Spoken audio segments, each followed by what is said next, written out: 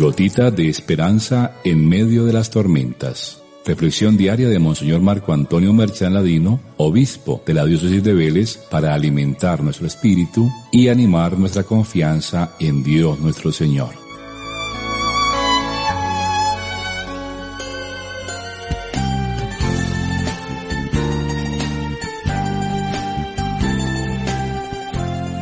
Muy queridos hijos e hijas, celebramos hoy el quinto domingo del tiempo ordinario.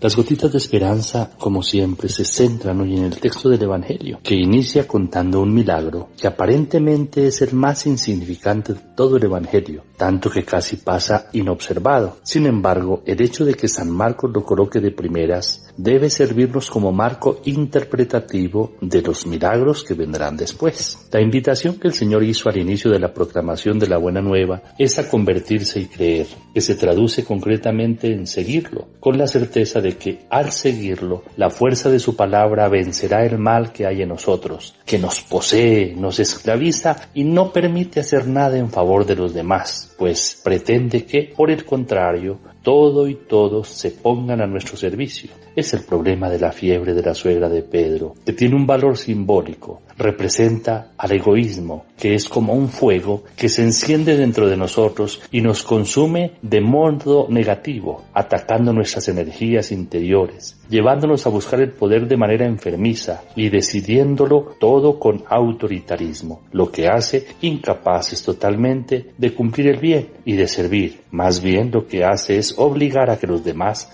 nos sirvan. Para San Marcos, la enfermedad y la muerte manifiestan el imperio del demonio, y toda curación es una victoria de Cristo sobre el mal y es un anticipo de la fuerza de la resurrección. En el caso de la suegra de Pedro, al ser curada de la fiebre, se pone a servirles. En efecto, ha sido curada de la fiebre del pecado que retiene en su poder al hombre. Ahora, libre de la misma, puede seguir al Señor, pues ha recibido el espíritu de aquel que no ha venido a ser servido, sino a servir. Ella, mujer, anciana y por demás suegra, que no era tenida en cuenta por la cultura hebrea, será la primera hora en testimoniar la presencia del Espíritu que transforma, y nos recuerda también a la pobre viuda que da todo lo que tenía para vivir, precisamente porque poseía el Espíritu del Señor, que la llevó a pensar no en sí, sino en los demás. El mensaje entonces es claro: Jesús libera, cura, resucita, para hacernos capaces de servir, no de una manera momentánea por aparentar, sino duradera. Después de este hecho continúa la jornada del Señor con un resumen de milagros obrados al atardecer, a la puesta del sol, después del reposo sabático, cuando en la puerta de la casa en donde estaban le trajeron muchos enfermos y endemoniados, y toda la ciudad se agolpó a la puerta, y el Señor se dedicó a curarlos y a expulsarles los demonios. Llama la atención el hecho de que a estos últimos el Señor no los dejaba hablar, les imponía el silencio porque ellos lo conocían,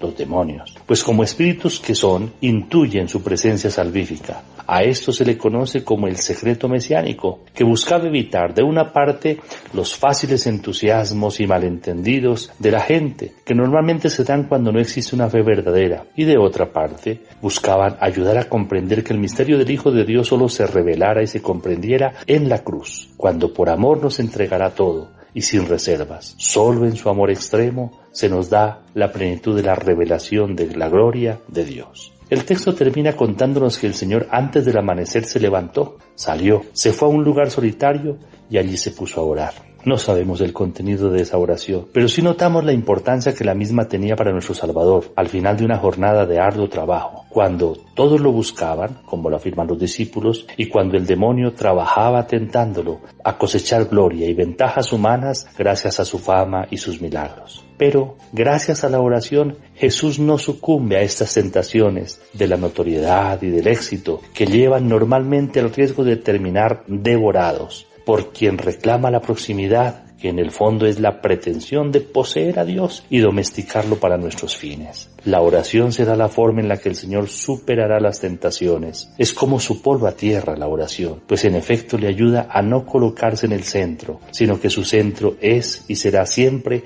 el Padre Celestial, por quien profesa un amor infinito y una obediencia irrestricta. Orar es colocarse aparte. Orar es estar delante de Dios, esperar en silencio y sobre todo escuchar a Dios que nos habla. La oración es un diálogo a veces combativo, como Jacob, que luchó con Dios para arrancarle la bendición. La oración tiene que ser una lucha para no detenernos a pesar de la fatiga. Más aún, es descanso de las fatigas para continuar el camino del desierto, iluminados, como el pueblo de Israel en el desierto, por la columna del fuego del amor de Dios. Digámosle al Señor hoy que nos enseñe a orar y que como fruto de esa oración sepamos, igual que Jesús, recibir esa fuerza transformadora que nos ponga al servicio de nuestros hermanos. Que dejemos atrás esa fiebre del egoísmo, esa fiebre del deseo de poder, de las ambiciones, del orgullo, del dinero, de todas las cosas del mundo, y que nos pongamos en las manos de Jesús, a sus pies también,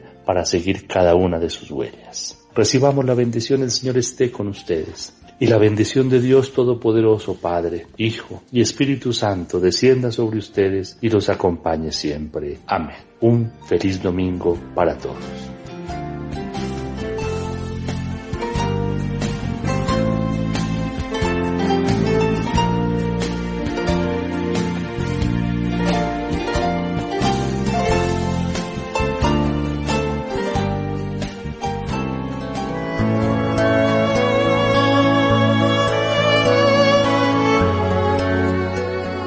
Gotita de esperanza en medio de las tormentas. Reflexión diaria de Monseñor Marco Antonio Merchán Ladino, obispo de la diócesis de Vélez, para alimentar nuestro espíritu y animar nuestra confianza en Dios nuestro Señor.